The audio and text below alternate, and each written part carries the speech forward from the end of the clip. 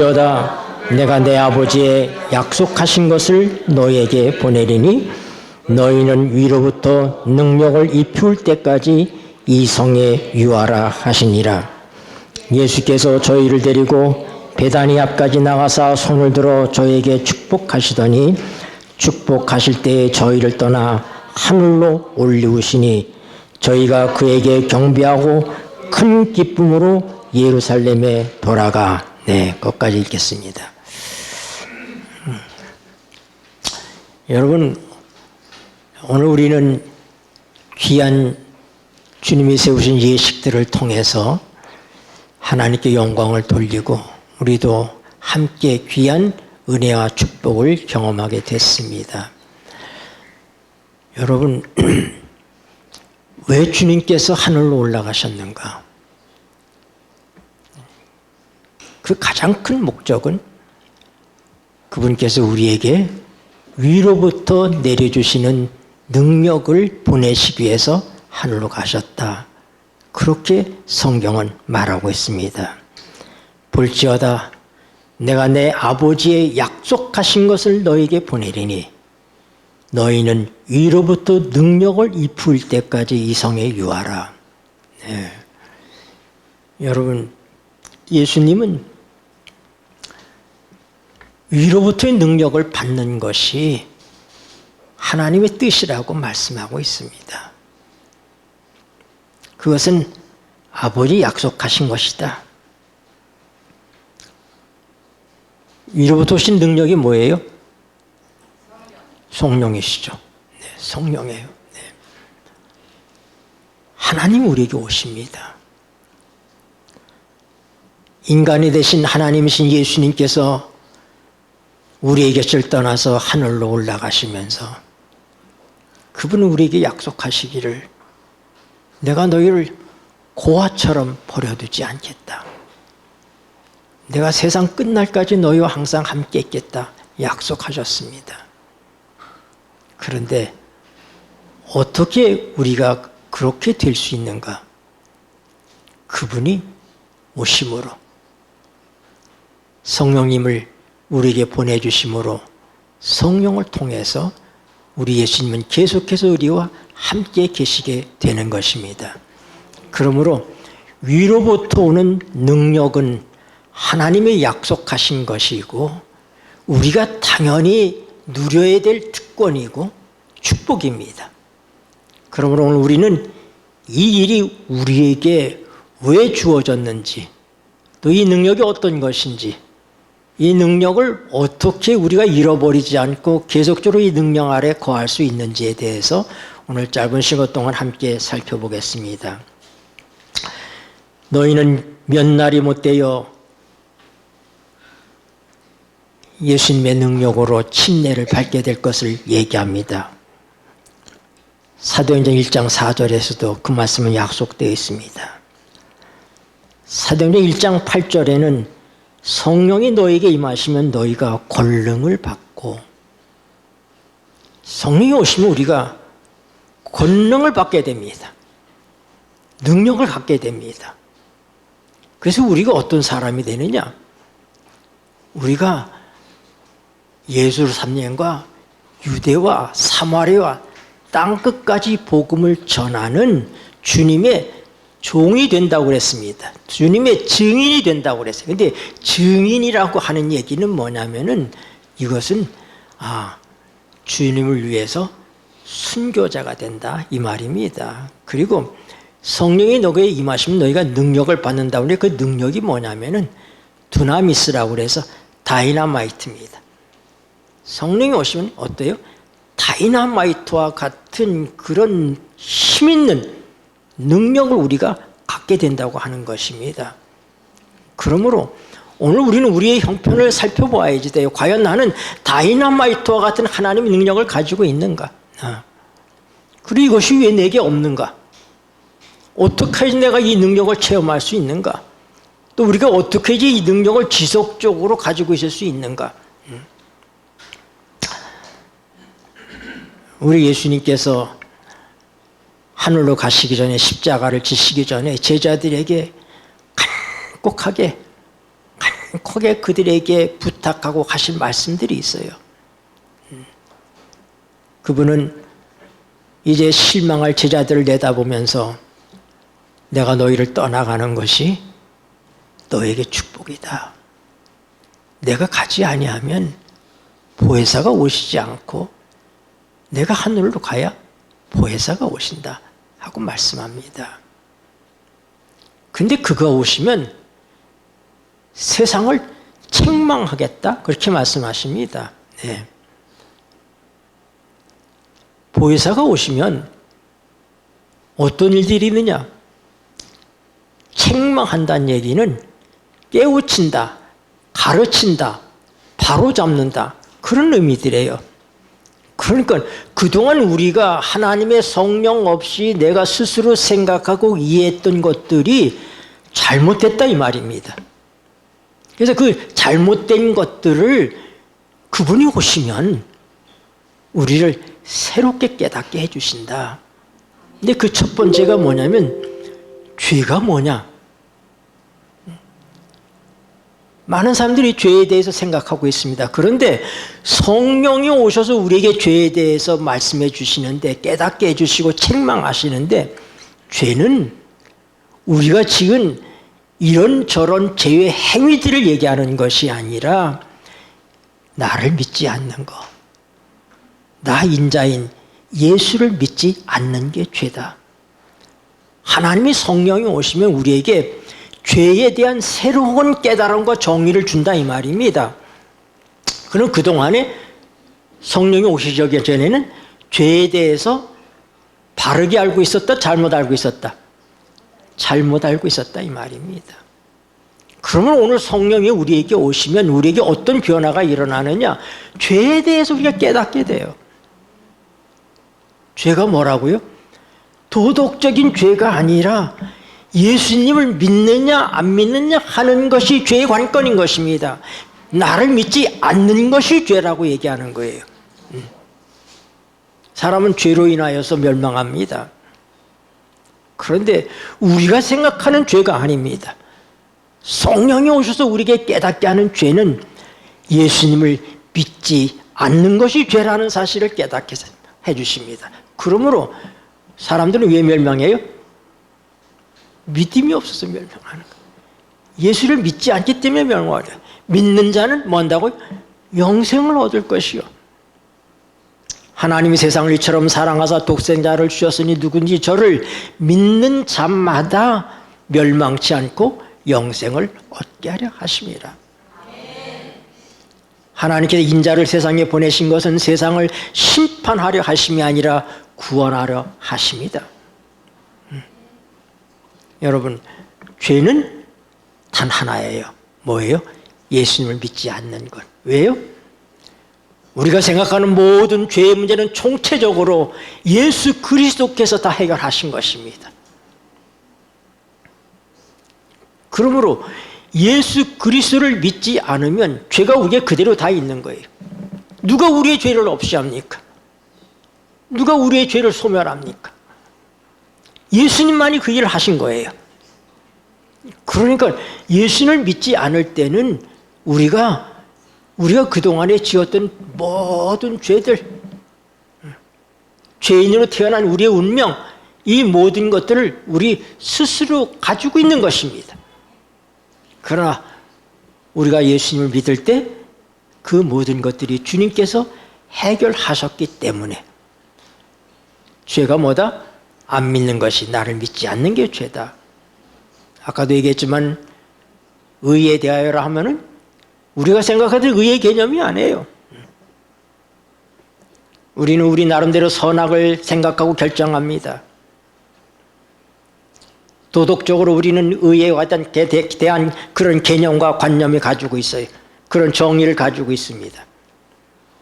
그런데 예수님은 뭐라고 얘기하냐면 내가 아버지께로 가니 너희가 나를 보지 못하는 게 의다. 이게 무슨 말씀이에요? 내가 아버지께로 간다.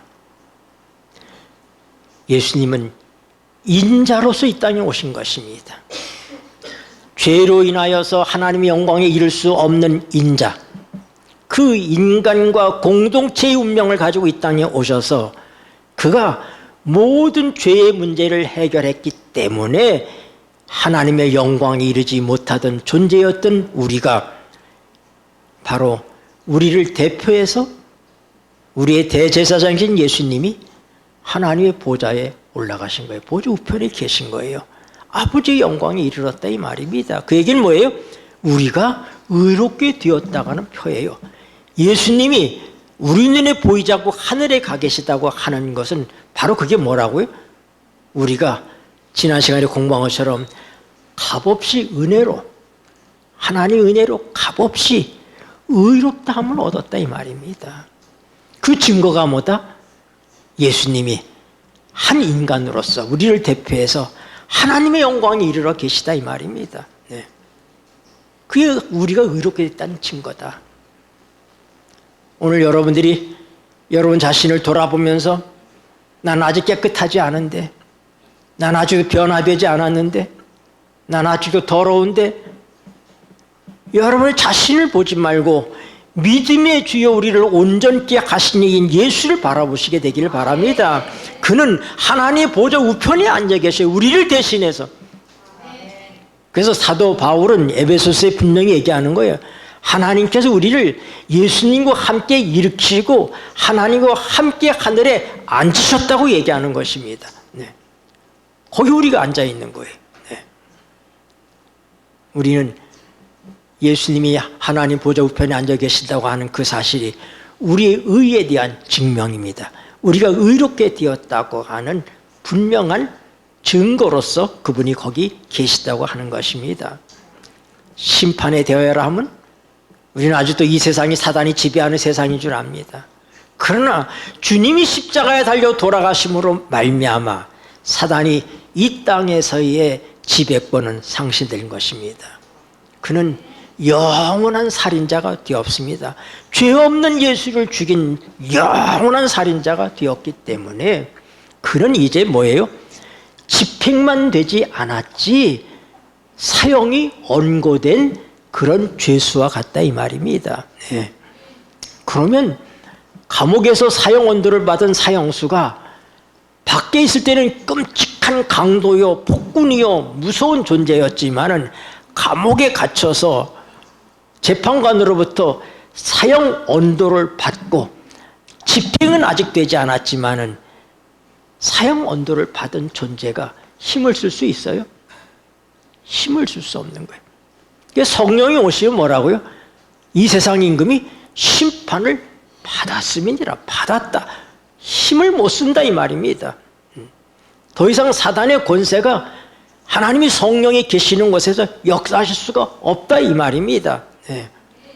이것을 성령님께서 이 땅에 오시면 우리에게 새롭게 책망하시고 깨닫게 하신다. 그러니까 내가 이제 어쩔 수 없이 죄에 매여 있고 내가 죄를 질 수밖에 없고 사단의 세력에 굴복할 수밖에 없다 이렇게 생각해왔던 생각을 성령이 우리 안에서 바꾸신 다음에 그거 아니다. 내가 이미 이겼다. 요한일서 5장을 보세요. 요한일서 5장.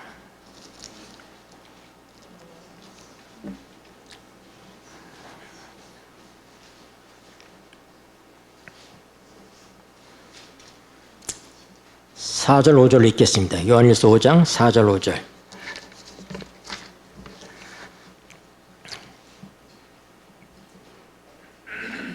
대저 읽겠습니다. 시작. 대저 하나님께로서 난 자마다 세상을 이기느니라. 세상을 이긴 이김은 이것이니 우리의 믿음이라. 예수께서 하나님의 아들이심을 믿는 자가 아니면 세상을 이기는 자가 누구뇨? 네. 여러분 하나님께로부터 난 자마다 뭐라고요? 세상을 이긴다고 얘기했습니다. 그 세상을 이기는 이김은 뭐라고요? 우리가 가진 믿음입니다. 무슨 믿음이요? 세상 임금이 심판을 받았다고 하는 거예요. 하나님께서 그를 지옥에 가두셨다고 그래서요. 어디요? 이 세상에 감금하셨어요. 우리가 아는 것처럼 사단이 범죄한 다음에 하늘에서 내어 쫓겼습니다. 내어 쫓겼지만 그가 아담을 타락시킴으로 지구의 주인이 되었어요. 그래서 마치 지구의 장자가 된 것처럼 그가 하나님의 장자의 총회에 지구를 대표해서 그가 하나님께 올라가서 우리를 참소하는 일을 했습니다. 그러나 예수 그리스도의 십자가를 통하여 지구의 장자권이 예수님에게로 회복이 됐습니다. 사단은 잃어버리게 된 거예요. 왜요? 죄값이 지불됐기 때문에, 죄의 문제가 해결되었기 때문에. 그래서 하나님께서 어떻게 해요? 사단을 지옥에 가두셨다 그러셨어요. 그리고 그 말은 다른 말로 하면 사단이 이 땅으로 내어 쫓겼다, 그렇게 기록되어 있어요. 그러니까 사단이 지금 어디 있는 거예요? 이 땅에 있어요. 이 지옥에 갇혀 있어요. 여기에. 그런데 지옥에 갇혀 있다는 얘기는 사단이 뭐한다? 힘을 잃었다, 힘을 쓰고 있다? 힘을 잃었다 얘기예요. 사단은 힘을 잃었어요. 네. 우리가 많은 축사의 경험이 있어요. 귀신을 쫓아내는 경험들이 있습니다. 여러분, 귀신 들린 사람, 사단이 지배하고 있는 그런 귀신 들린 사람들이 예수님의 피에 대하여서 얘기하고 예수님의 피값으로 우리의 죄가 용서됐다는 사실을 선포하면 사단이 부들부들 떱니다. 약한 영들이, 귀신 들린 사람들이 막 부들부들 떨고 그 다음에 쫓겨나갈 수밖에 없어요. 네. 왜요? 피타 갚았으니까 너는 나한테 받아낼 게 없다 이 말입니다. 네가 왜 이 사람을 괴롭히냐? 이 사람은 이미 예수님의 피값으로다가 깨끗하게 되었고 다시 사신바 됐기 때문에 사단 너는 이 사람을 주장할 수가 없다. 우리가 말씀에 대한 믿음을 가지고 주장하면 사단이 벌벌 떠고 나가는 거예요. 네. 그래서 세상을 이긴 것이 뭐라고요? 믿음이다 이 말, 믿음. 네. 그래서 예수님께서 뭐라고요? 이제 이 세상 임금이 쫓겨나리라 하고 십자가전에 말씀하신 거예요. 네? 내가 사단이 하늘에서 번개처럼 떨어지는 것을 보았도다. 이제는 영원히 하늘에서부터 사단의 존재가 번개처럼 땅으로 내려 꽂혔습니다. 이는 더 이상 하나님 앞에 올라가지 못합니다. 사단은 더 이상 하나님 앞에 우리를 참소하지 못합니다. 참소하는 자가 쫓겨났고, 그렇게 성경이 얘기하잖아요. 직접 참소를 못합니다. 네. 옛날에는 욥을 참소하잖아요, 하나님 앞에서. 네. 그러나 예수님 십자가 이후에는 더 이상 그렇게 못한다 이 말입니다. 네. 이것을 성령이 오셔서 비로소 우리에게 알게 해주신다. 세상을 책망하신다 얘기는 너희가 왜 이렇게 뭘 모르느냐 하는 얘기예요. 그래서 예수님께서 뭐라고요? 성령이 오시면 그가 너희를 모든 진리 가운데로 인도하시리니. 성령이 오셔야 우리가 진리를 알 수가 있어요. 하나님께서 어떤 일을 우리에게 이루셨는지. 네. 그가 자유로 말하지 않고 듣는 것을 말하시며 장래 일을 너에게 알리시리라. 그가 내 영광을 나타내리니 내 것을 가시고 너에게 알리겠음이니라. 예수님께서 말씀하셔요. 내가 아직도 너에게 이룰 것이 많다 제자들에게 얘기합니다. 그러나 너희가 깨닫지 못하고 있다. 그러나 누가 오시면, 진리의 성령이 오시면 내가 너희에게 가르친 것들을 생각나게 하시리라. 너희를 가르치고 너희 진리 가운데로 인도하실 것이다. 그러니까 성령이 아니면 될 것이 아무것도 없어요. 우리가 위로부터의 능력을 정말로 우리가 학습고대하는 그런 심정으로 제자들이 예수님이 하늘로 올라가신 걸 자기 눈으로 직접 봤습니다. 그리고 뭐라고요? 너희가 본 그대로 오시리라 천사들이 한 소리를 들었습니다. 그들은 더 이상 실망하지 않고 어떻게 했어요? 하나님이 약속하신 것을 기다리는 심정으로 마가의 다락방에 가서 기도할 때 열흘 만에 오순절이 되었을 때 약속하신 그 능력이 그들에게 임하게 된 것입니다.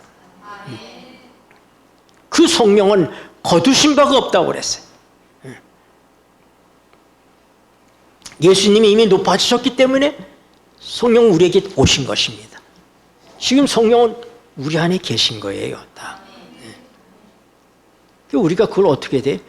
성령을 우리가 눈으로 볼 수 없어요. 바람같이 역사하신다고 그랬어요. 네. 근데 우리가 성령을 어떻게 믿고 체험할 수 있느냐? 네. 갈라디아서는 우리가 분명히 얘기합니다. 갈라디아서 3장을 보세요. 갈라디아서 3장.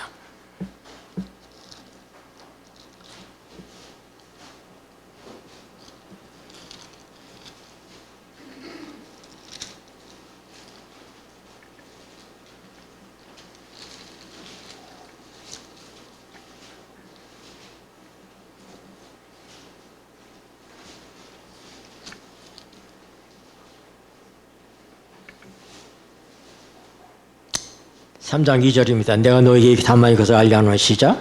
내가 너에게 다만 이것을 알려 하노니 너희가 성령을 받은 것은 율법의 행위로냐 듣고 믿음으로냐. 네. 사단은 우리에게 이렇게 가르칩니다. 성령이 가르치는 것과 사단이 가르치는 것 정반대예요. 성령이 가르치는 것은 믿지 않는 게 죄다. 죄가 뭐라고? 믿지 않는 게 죄다. 그렇게 얘기했어요. 이 세상의 임금이 심판을 받았다. 그렇게 얘기했습니다. 너희가 이미 의롭게 되었다. 내가 하늘에 있지 않느냐. 그런데 사단은 뭐라고 하냐면은 네가 성령 받으려면 네가 의롭게 되어야 된다. 의를 행해야지 된다. 네 성품이 변화해야지 된다.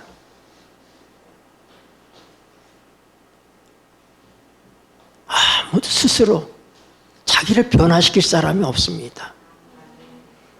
내가 지금 이 상태로는 이렇게 변화되지 않은 이 상태로는 내가 성령을 받을 수 없다고 그렇게 스스로 생각하는 것은 자기 생각이 아니라 사단의 속임수예요. 사단이 그걸 속이는 거예요. 성령이 내게 역사하지 아니하면 어떻게 내가 예수님처럼 살 수 있습니까? 살 길이 없어요. 여러분, 요즘에 아주 세계적으로다가 우리나라를 아주 영예롭게 하는 축구 선수가 있어요. 누구요? 손흥민이요. 여러분, 손흥민처럼 축구할 수 있어요? 손흥민처럼 체력을 단련하고 손흥민과 같은 그런 기술을 배우고 손흥민과 같이 아주 그런 마음을 갖고 이렇게 하면은 손흥민처럼 될 수 있습니까? 우리가 예수님처럼 되려고 하는 것이 바로 그거예요. 우리가 예수님처럼 사는 기술을 배우려고 그러고, 네? 예수님의 마음을 우리가 닮으려고 그러고, 그게 아니에요. 내가 손흥민이 되면 되는 거예요.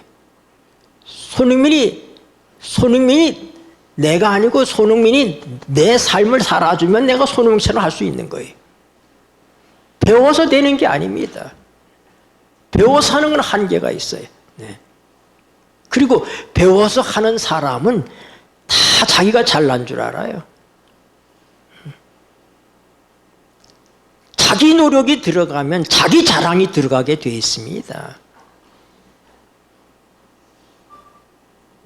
여러분, 많은 우리 기독교의 영적인 분들은 얘기할 때 구원받기에 가장 힘든 사람이 누구냐? 가장 도덕적인 사람이라고.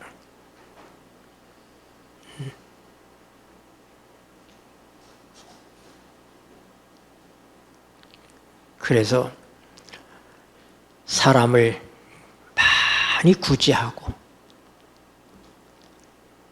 아프리카에 가서 놀라운 선교를 하고 그랬던 사람 누구예요?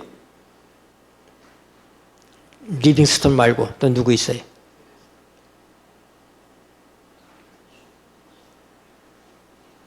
여러분, 인간이 인간을 도울 수 있고 자유로운 마음을 가지고 다른 사람을 이렇게 돕고 이렇게 하는 거 불교 신자들도 합니다. 스님들도 합니다. 천주교 신자들도 합니다.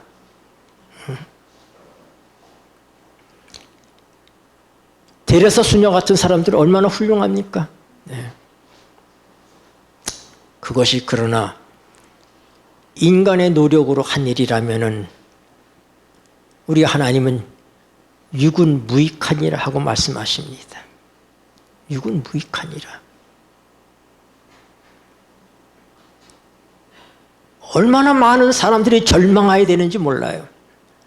우리는 그동안 그리스도인의 삶을 살면서 많은 노력을 해왔습니다. 잘 살아보려고, 하나님 뜻대로 살아보려고, 내 못된 성품도 좀 다스려 보려고 그렇게 많은 노력을 했어요. 그런데 그 노력을 통해서 무언가를 성취했다고 생각하는 것이 착각입니다. 노력으로 되는 문제가 아니에요. 근데 내가 그렇게 일평생 그렇게 잘 믿어보려고 노력하고 애썼는데 그게 아무 소용이 없다는 사실을 알면은요, 이걸 못 받아들이는 교인들이 많습니다. 저는 목회를 하면서 가장 큰 싸움이 뭐냐면은 정말로 교회에 충성하고 잘 믿어보려고 그러고 그렇게 했던 사람들이 가장 큰 방해거리였어요.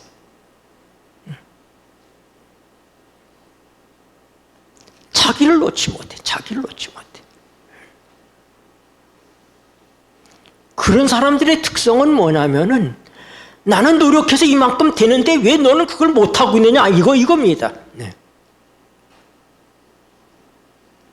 내 노력이 물거품이 된다는 거, 내 노력이 아무 소용이 없다, 아무 공로가 되지 않다고 하는 사실을 못 받아들여요. 이게 율법주의 신앙의 아주 가장 치명적인 무서움인 것입니다. 우리 교파를 비롯해서 많은 개신교와 천주교 다 할 것 없이 사단이 이 정신에 빠지도록 사람들을 몰고 가고 있습니다.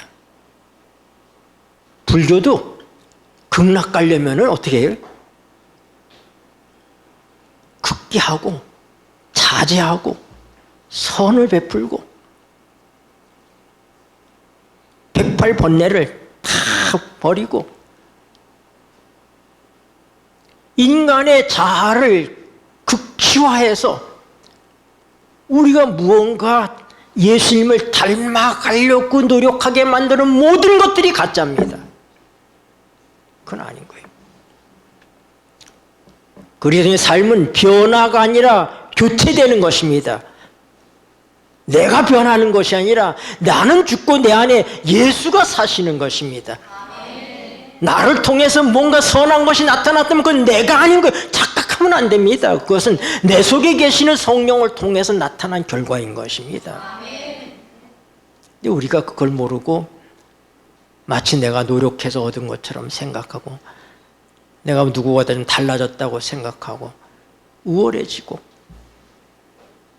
그래서 간디는 성경학도였어요. 인도의 그 유명한 간디 말입니다.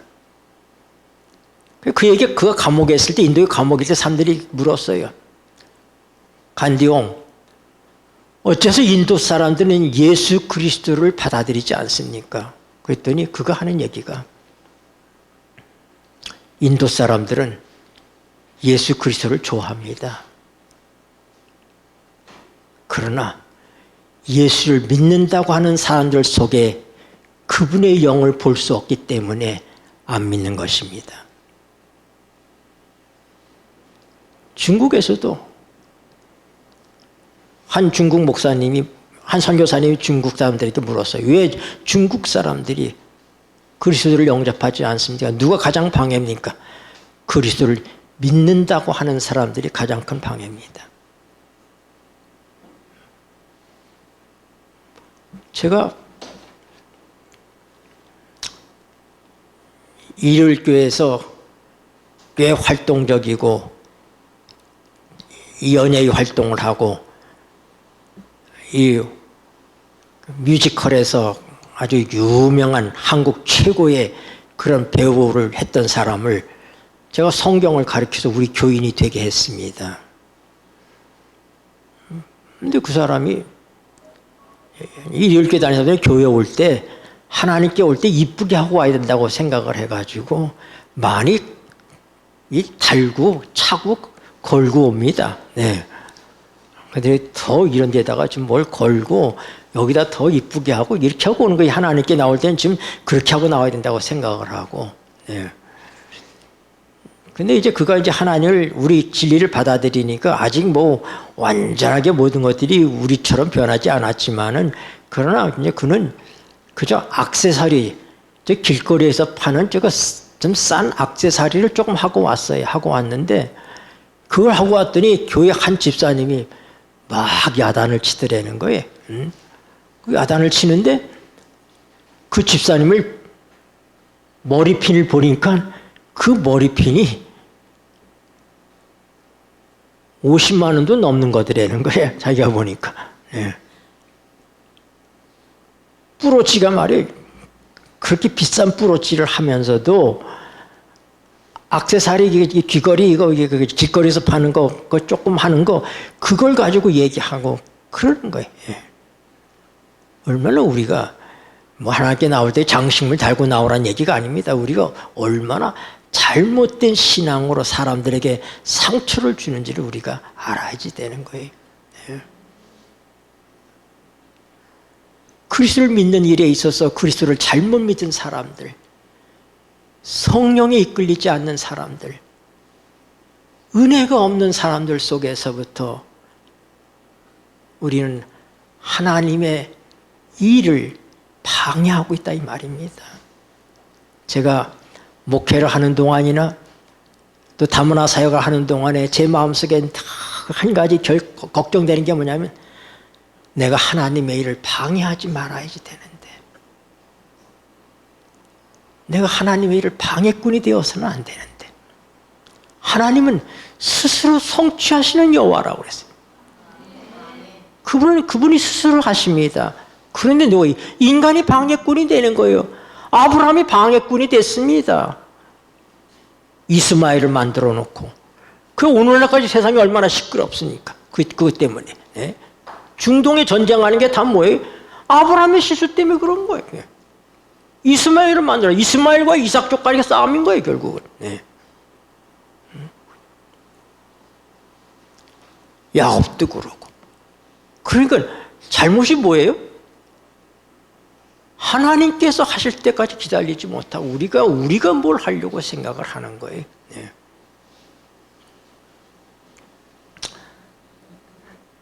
제가 다문화 사역할 때는 뭐 우리 한국 교인은 없으니까 멀리서 교인들이 와서 도와줬어요.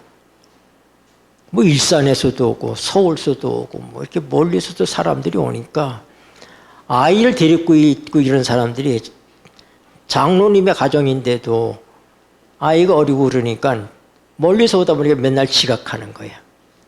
그러니까 시어머니 같은 교인들이 뭐냐면 수옥 장로가 맨날 지각한다고 얘기하는 거예요. 내가 뭐라고 했냐면은 나는 그 장로님이 지각을 하든지 뭐든지 여기 와주시는 것만도 감사하다고. 그 먼 데서부터 매주일 와주시는 것만도 감사하다고.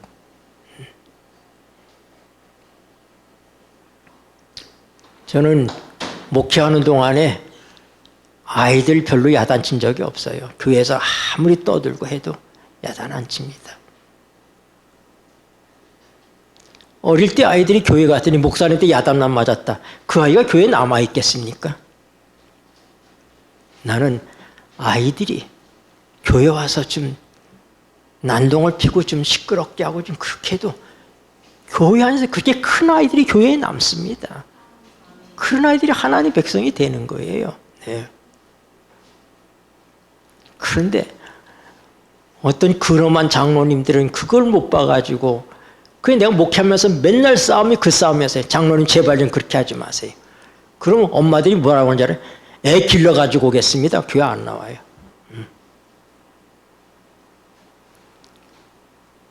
우리가 방해꾼이 되는 거예요. 이게 능력을 입힌 자들의 삶의 모습이 아닙니다. 위로부터는 능력을 받아야 돼. 우리의 모든 삶의 능력의 근원은 하나님으로부터 옵니다. 내게 있지 않아요. 그분은 우리에게 능력을 주시기를 원하시는 분입니다. 그런데 이 능력이 무엇이고 나는 이 능력을 갖고 있나? 그 능력은 누구를 위한 것인가? 어떻게 하면 능력을 얻을 수 있는가? 이 능력은 어떻게 나타나는가? 무엇이 능력을 나타나지 못하게 하는가?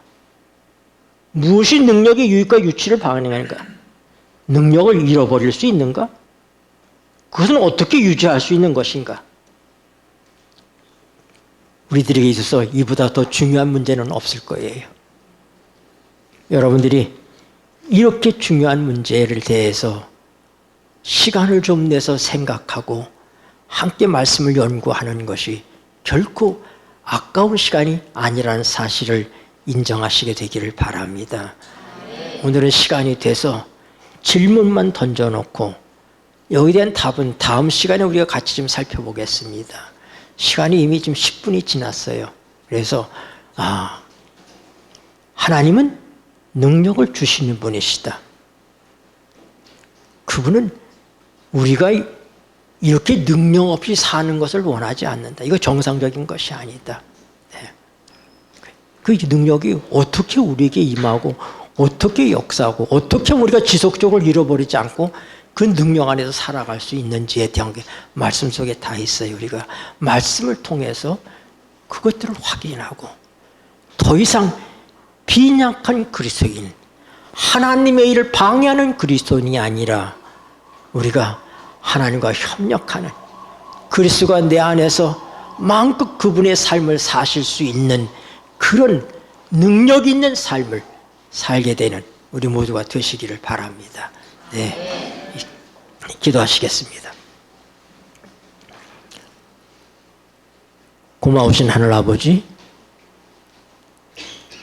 우리에게 위로부터 오는 능력을 주시기를 기뻐하시고 약속하시고 그렇게 허락하신 아버지를 인하여 감사를 드립니다.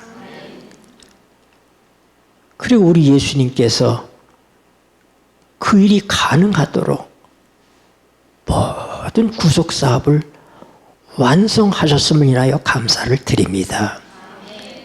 이 모든 것이 은혜로 된 것처럼 우리가 이 땅에서 하나님의 자녀답게 살고 또 하나님의 이름으로 사람들을 하나님께 이끌고 구원하는 그 모든 일을 내가 하는 것이 아니라 위로부터 오는 능력으로 보혜사 성령님을 통해서 예수 그리스도가 내 안에서 이루시는 역사이기 때문에 이것이 우리의 행위가 아니고 노력이 아니고 은혜라는 사실을 가르쳐 주시니 감사합니다. 우리 안에서 행하시는 분이 하나님이라고 하셨사오니 이제부터는 하나님, 내가 나의 인생을 사는 것이 아니라 하나님께서 내 인생을 대신 살아주실 수 있도록 내 자신을 주님께 드리는 일에 주저하지 않는 저희가 되게 하여 주시옵소서. 우리 구주 예수 그리스도 이름으로 간절히 기도드리옵나이다. 아멘.